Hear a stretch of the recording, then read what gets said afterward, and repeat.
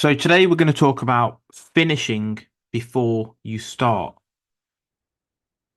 Finishing before you start. Now you're probably thinking, that doesn't make sense. How can you actually finish something before you start it? And it's a very interesting concept, really. If you think of every idea, everything that's ever been created, every achievement that has ever been a part of this universe, began in the mind. Your phone was imagined by Steve Jobs. Every business was first created in the mind before it came into existence. Consider this: an architect.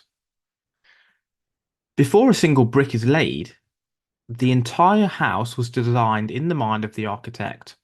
It was carefully planned, sketched, revised. By the time the construction begins, it's already done in the mind. It's now done on paper, down to the smallest details: the nuts, the bolts, the square footage, the height, the diameter, everything you can think of. The instruction manual's there for the builders. The same principle applies to any goal or any project. It must be completed in the mind before it begins. As Peter Drucker says, the best way to predict the future is to create it. The mental creation is the start and the end. Without a clear vision, you risk pursuing goals that lack direction or purpose. You might be one of those who, let's just try something here, but you haven't got a plan in place. And to an extent, saying that you're going to do something is a direction that you've chosen. You have finished a decision to an extent, but that's not optimal. The most successful people plan meticulously. You see businesses with board directors around, one of those big round tables, and they create decisions over or for the next 12 months. We want an increase in margin of this. We need to increase employees from this number to this number. We need to enter this market. And they already plan out the process, which they then achieve. It might even not even be in the next year, but it might be the year after. But they have got a clear direction of what they want to achieve. You can detail potential obstacles before they even begin. J.K. Rowling, once she'd come up with the idea of Harry Potter, she'd already written the last part of the last book, and that's so she knew where she was headed. She knew where she started. She had the idea for Harry and getting the letter, but she needed somewhere to aim at. She needed something to aim at. It might have been the light bulb. Edison, or for me, Tesla, who invented it, but obviously Edison got the credit. The idea was to create light. He already finished that as his idea, and then he had to find a way to get there. The aeroplane, the Wright brothers, they'd already in their mind figured out that they wanted to create something that flew, and they had to work out how to do it.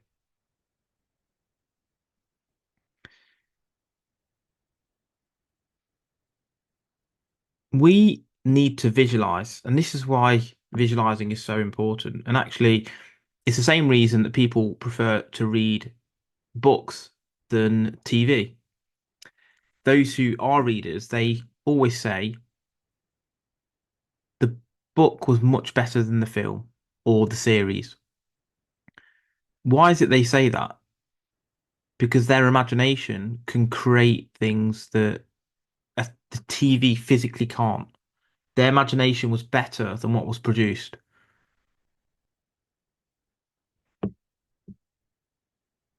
When you visualize success, you essentially live out that success in your mind first. I don't know if any of you have seen Prison Break, where he plans out breaking his brother out of prison, who was wrongly convicted of murdering the vice president's brother. He'd worked out every contingency. He'd worked out exactly step by step, which he tattooed on his own body, what he was going to do in order to achieve the outcome that he'd determined many months before. He'd visualized it in his mind. And along the way, he actually came up with some problems, but because he had a direction and knew the end goal, he was able to navigate those. Initially, he wasn't going to tattoo the blueprints on his body. He was trying to memorize the layout of the prison, but he realized that was not the solution. After many attempts to try and remember left, right, up, down, roundabout, it doesn't work like that. You have to recognize obstacles. But because he had an end goal, he was able to navigate the middle. Olympic athletes use mental rehearsal too. Lanny Bassam famously wrote a book called With Winning in Mind, where instead of actually training, he used to visualize the perfect shot in his mind first. You see it with bobsleighs drivers as well, where they are visualizing the track in their mind as well as Formula One drivers. That all helps to create ideal conditions for your mind. When we design ideas before we execute them, it helps us to conceive new ideas, whether it's, as I said, starting a business, tackling a project, or implementing a lifestyle change. You design it in the mind first. You might ask yourself questions such as, what does the finished result look like? What steps are involved? What obstacles may arise? What resources or skills will I need in order to tackle those? The process is like creating a mental blueprint. If you skip this design phase, it can lead to half-baked plans, failure, and that comes from lack of clarity and poor foresight. If necessary, write down your thoughts. If your head is not the most structured of things, and I know sometimes mine isn't either, no one's perfect. I love writing stuff down. It helps me structure my ideas. I might brainstorm, but then structure it effectively. And then within each of those structures, structure that and structure down until we've got the finished article. Just like the architect I mentioned that uses sketches, you can do the same. Now, the practical steps of visualizing and creating the plan or finishing before you start is, as I've said, finish before you start.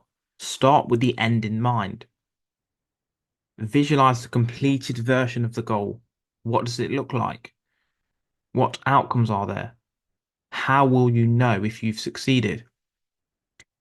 And work backwards from there.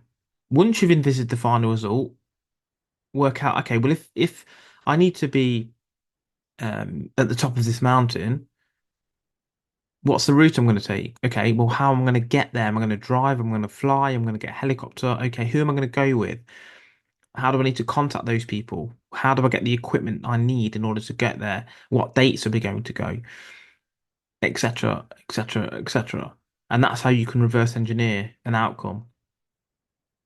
Reverse engineering is a powerful tool because it forces you to account for all the necessary steps and challenges.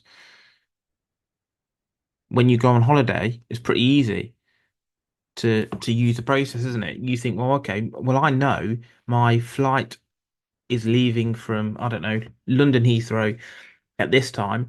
How do I get there on time? Okay, well, I need to be in the airport for 2 hours. Okay, beforehand, I need to. If it's a 3 hour journey, I need to give an extra hour in case there's traffic. What car are we going to take? Are we going to fill up beforehand? What stops do we need to take? And that's how you know what time to leave in the morning because you're aiming towards a finished objective.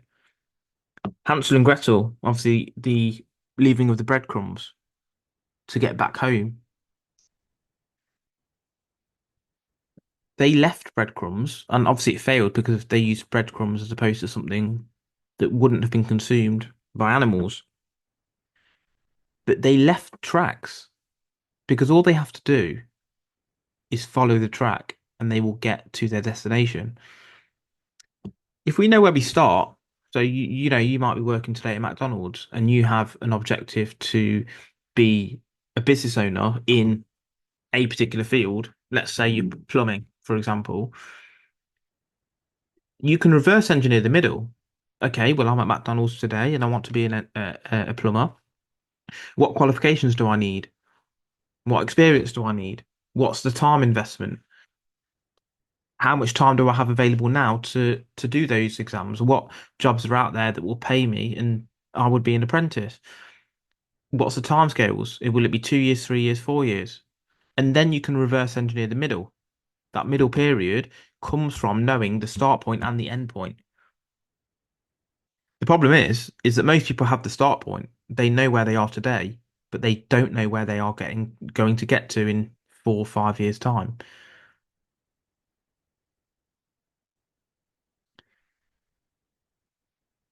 The idea conception is important because once you've got the idea of, I don't know, starting a business, you then ask the secondary questions. Well, what's it going to be in the industry? What skill sets do I have? And then that's where you detail the final product. You've got the name, you've got the objective, and you know what steps you need to take in order to implement that strategy and create a thriving business. You hear these, you hear successful people all the time, UFC champions, boxing champions, basketball players. I knew I was going to be a basketball player. I knew I was going to be a UFC champion. And they reverse engineered the training regime in order to get there. I mean, we all know how would a world champion train? There's already resources out there that show what a fight camp would look like, what a healthy diet is, the amount of times you need to train per day, the amount of rest you need, the type of people you need around you, the type of mentality that you need. All of these things are available. And those people succeeded because they finished before they started. They'd got the goal of being a UFC champion. Now, just because you have that goal, it doesn't mean you're always going to get there, but you're going to work towards that. There can't be 100 UFC champions, but there can be 100 professional UFC champions that are all working towards that end goal. And that's better than not starting because if you didn't have the goal, you wouldn't start. You consider the obstacles, you write them down, and you rehearse and you go for it.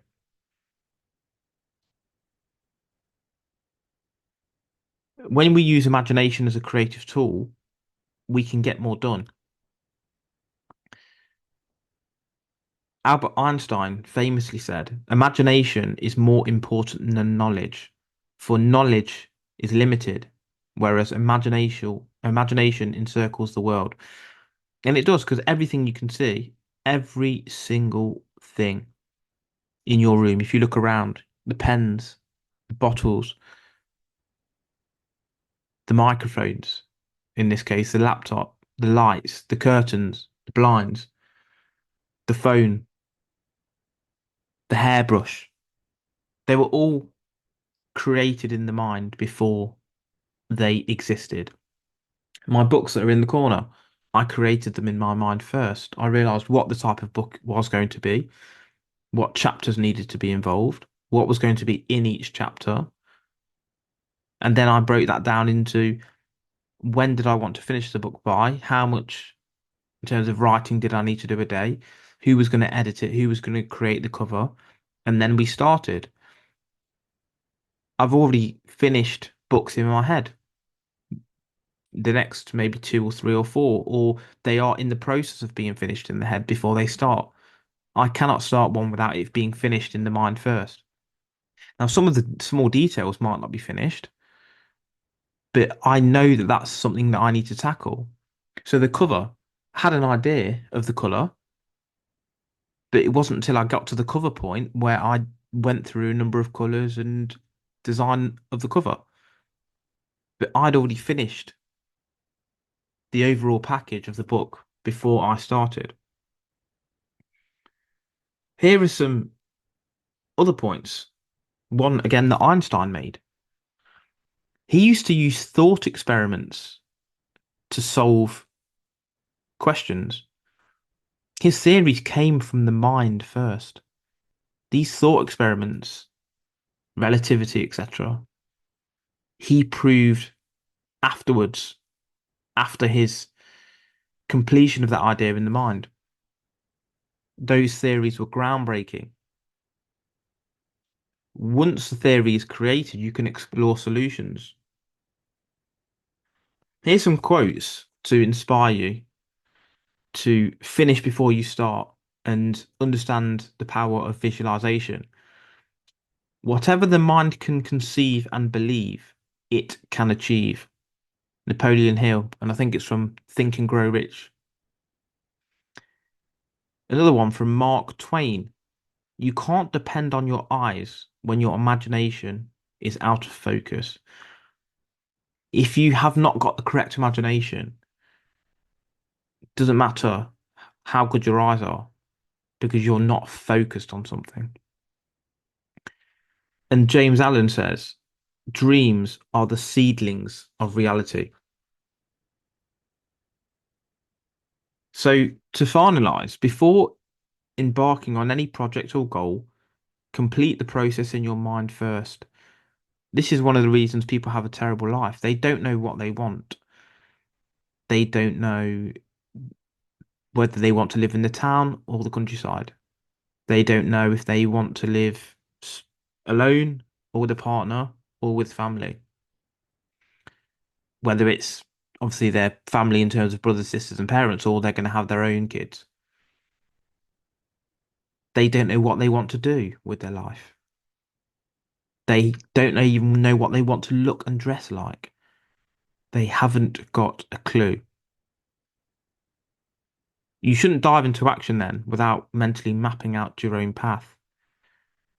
Something that we do in my performance coaching and coaching in general.